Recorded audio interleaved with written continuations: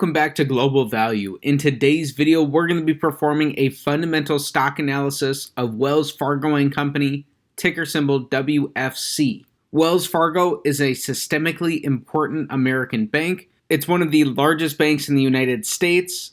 For a long time, Wells Fargo was one of the top positions in the Berkshire Hathaway public stock portfolio. For a number of years, it was the largest position. Warren Buffett has bought and sold it at various times, but he originally invested in the business in the late 1980s. As of Berkshire Hathaway's most recent 13F, Warren Buffett has actually disposed of his entire stake in Wells Fargo, so he has completely sold out of the company, again for the first time in more than 3 decades. Even so, Wells Fargo is one of these systemically important banks, which are often called the too big to fail banks. So it, alongside these other large US banks, are going to have a certain set of structural advantages.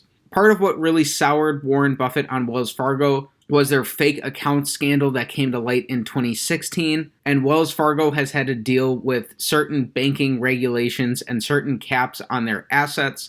Since then, while they're remediating that damage and coming into better compliance there, currently Wells Fargo is trading for just over $40 per share. Year to date, their stock price is down 16%, so they're down similar to other banking peers. Over the past year, Wells Fargo is down 8%.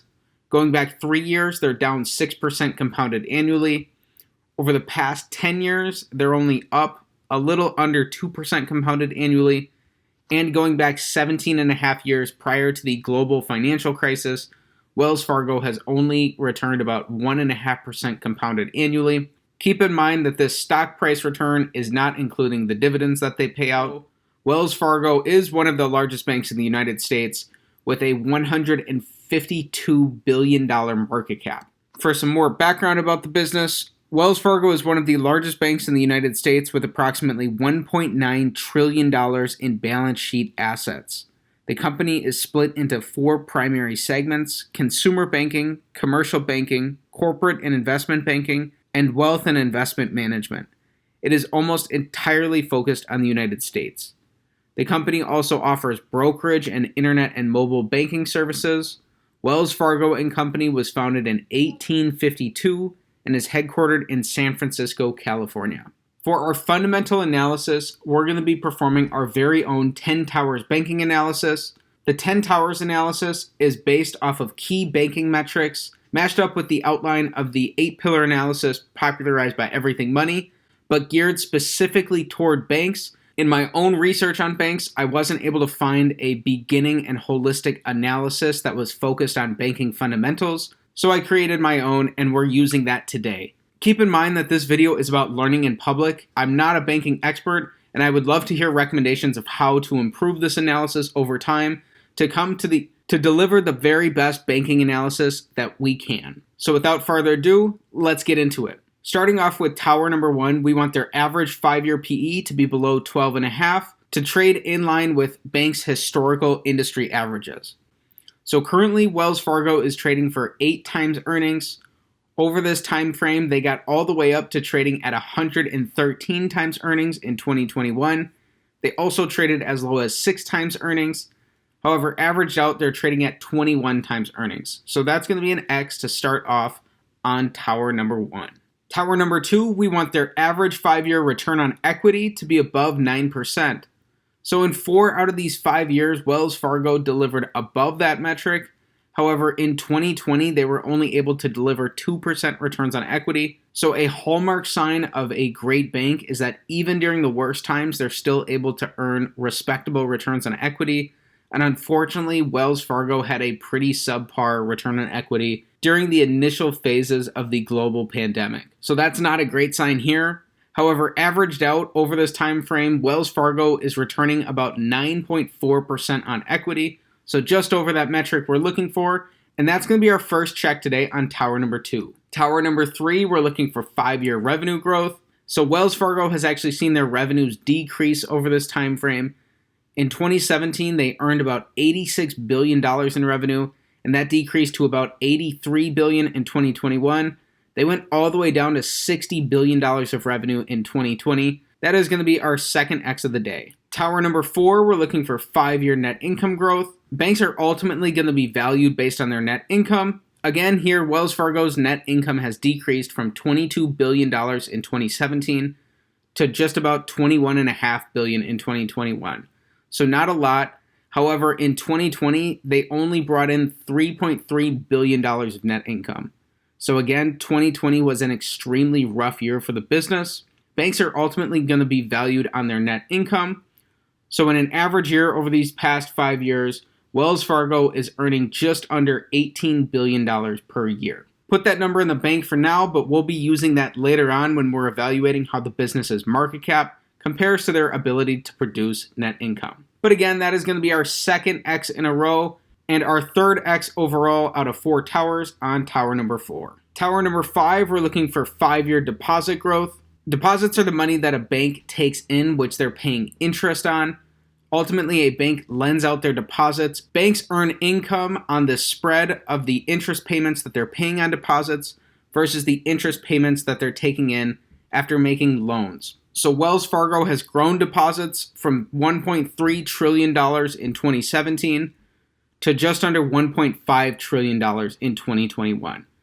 So that is going to be a check. Their deposit base has grown even after their fake account scandal. Tower number 6, we're looking for decreasing shares outstanding.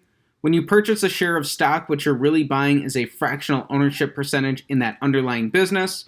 When a business repurchases shares and decreases the number of shares that they have outstanding, they're increasing your ownership percentage of the business, ultimately increasing the percentage of the business's profits that you're going to be entitled to without you having to pay a dime. We want businesses to be buying back shares at reasonable valuations, but overall throughout this time frame, Wells Fargo has decreased their shares outstanding from 5 billion in 2017 to 4 billion in 2021. So Wells Fargo has bought back about 20% of their shares outstanding. This, coupled with their deposit growth, means that Wells Fargo has steadily increased their deposits per share, and that is a great metric of a healthy bank. So that's a check on tower number 6. Tower number 7, we want the interest that Wells Fargo is paying on deposits as a percentage of their total deposits to be stable or decreasing. Looking here, we can see that their deposits have grown while their interest that they're paying on deposits are way down.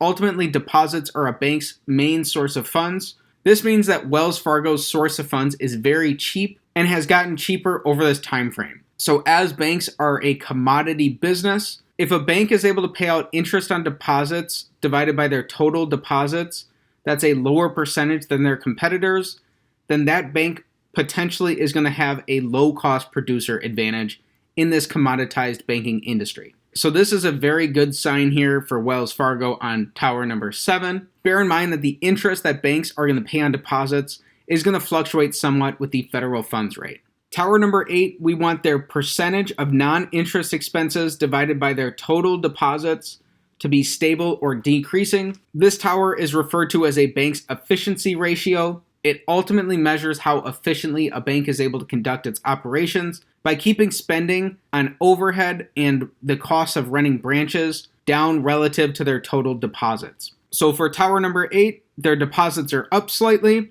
and their expenses are down slightly. So over this time frame, Wells Fargo has increased their efficiency and they're operating as a more efficiently run bank. So that is another check on tower number 8. So far, we have 5 out of 8 checks through 8 towers. Tower number 9, we want institutional deposits as a percentage of total deposits to be stable or decreasing.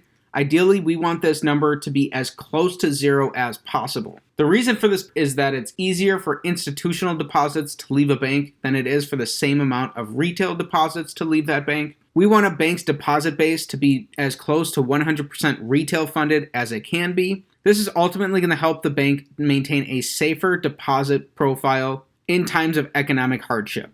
So in each of these 5 years, as their deposits have grown, Wells Fargo has decreased the amount of institutional deposits that they're taking in. So that is going to be another check on tower number 9. The last tower in our analysis today, tower number 10, we want Wells Fargo's market cap to be below their average 5-year net income multiplied by 10 to give us a reasonable starting valuation of what we should be paying for the business. So currently, Wells Fargo has a $152 billion market cap. When we multiply their average 5-year net income of nearly $18 billion times 10, that brings us to $180 billion. So that is going to be a check there on tower number 10 with nearly $28 billion of margin of safety. Just because this is a check based on their earnings doesn't mean that you run out and buy the business.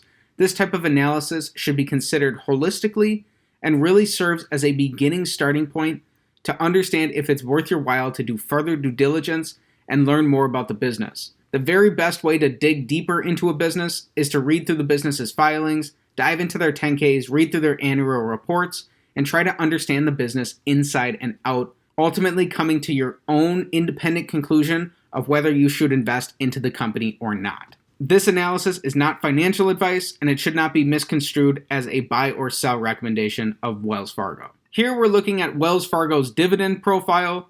Wells Fargo currently has a 2.6% dividend yield. Investors often like to invest in banks because they offer higher yields than the overall market. However, it's easy for investors to make mistakes by blindly chasing dividend yield without stopping to understand if the business's dividends are supported by the business's earnings and cash flow. So looking at their dividend profile, 2020 stands out as a very rough year. They paid out far more in dividends than they brought in earnings. However, in each of these other years, they're not paying out more than 48% of their earnings as dividends. So that's good. Ideally, we want their payout ratio to be below 60%. And in the most recent year, in 2021, they only paid out 17% of their earnings as dividends. Although they have slashed the amount of dividends that they're paying out, they're down nearly 2/3 from where they were at in 2019, and that's been cut in half from their dividend payment in 2020. Now that they've increased their earnings again, you can look for this to potentially rise into the future. However, this isn't something you should bank on, pun intended. Lastly, we're looking at Wells Fargo's return on assets. Investors can often get tripped up here, but Warren Buffett has some very common sense advice that describes return on assets very simply for banks. If a bank is producing return on assets above 1% in the 1.3 to 1.4% range, that bank should sell above its tangible book value. If the bank's return on assets are below 1%, nearing this 0.6% to 0.5% range, that bank should be selling below book value. The main point that Warren Buffett wants to stress here is that book value is not the key to valuing banks, although sometimes it does help you identify a mispriced bank, especially if the bank is earning high returns on assets and has a very small percentage of non-performing loans in their portfolio. Usually those are rare exceptions. The key message here from Warren Buffett is that earnings are really the key to valuing banks. Hopefully that was demonstrated through our 10 towers banking analysis, especially through tower number 10. So in summary, Wells Fargo checks the box on 7 out of 10 towers. They've seen their revenues decrease and their net income is slightly down. However, their deposits have grown and they bought back nearly 20% of their shares over this time frame. Their source of funds is very cheap and it's been getting cheaper. They're also operating more efficiently. They're reducing their exposure to institutional deposits.